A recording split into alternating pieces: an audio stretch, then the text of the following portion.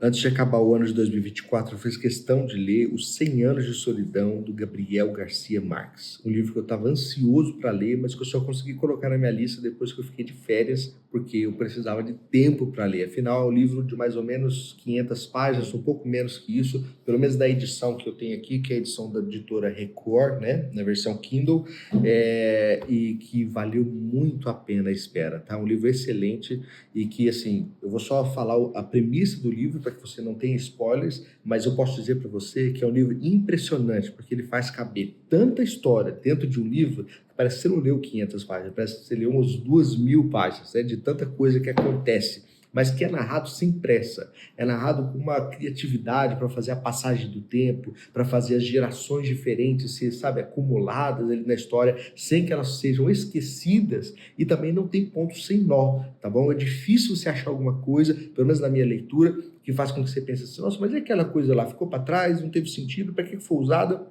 O Gabriel Garcia Marques, ele deixa tudo amarradinho, o que faz a história é um romance assim muito delicioso de ser lido. Bom, a premissa é a seguinte, a premissa é que José Arcado Buendia e a sua mulher Úrsula, os dois, junto com algumas outras famílias, eles saem do seu povoado no interior da Colômbia e decidem ir até ao mar para tentar fundar o seu próprio povoado, onde eles possam criar suas famílias e ter a sua liberdade, autonomia. Só que eles vão caminhando, caminhando, caminhando, e depois de uma longa jornada, né, quando todo mundo já está doente, quase um êxodo ali acontecendo, eles não encontram o mar.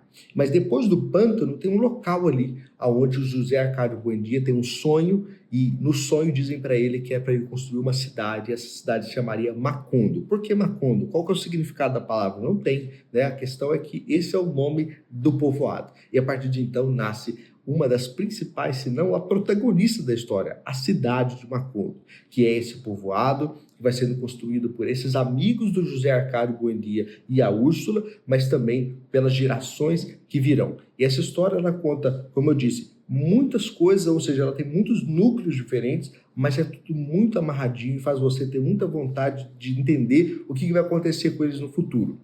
Uma qualidade interessantíssima do Gabriel Garcia Marques, não só desse livro, mas de outros também que eu tive a oportunidade de ler, é que ele tem a capacidade de ir anunciando o que vai acontecer depois, mas de uma forma bem sutil. Então ele anuncia e você fica curioso, quando vai acontecer aquilo? E ele faz isso assim, continuamente. Esse livro, por exemplo, ele começa com isso, ele começa com uma visão do que vai acontecer, de uma memória, aliás, de um dos personagens, e aí essa memória, ela só vai realmente acontecer na sequência dos fatos, né, narrados, mais ou menos no meio do livro, que, por sinal, marca uma primeira metade do livro mesmo, e que depois daquilo lá é como se fosse uma história bem diferente. Ainda narrada em Macondo, ainda sobre alguns dos personagens da primeira parte da história, mas de tom diferente, né, com uma narrativa diferente, tem também uma vibe diferente, né? Você vai ver que na primeira parte do livro é uma parte mais entusiasmada, né, cheia de expectativa do futuro, a construção da cidade.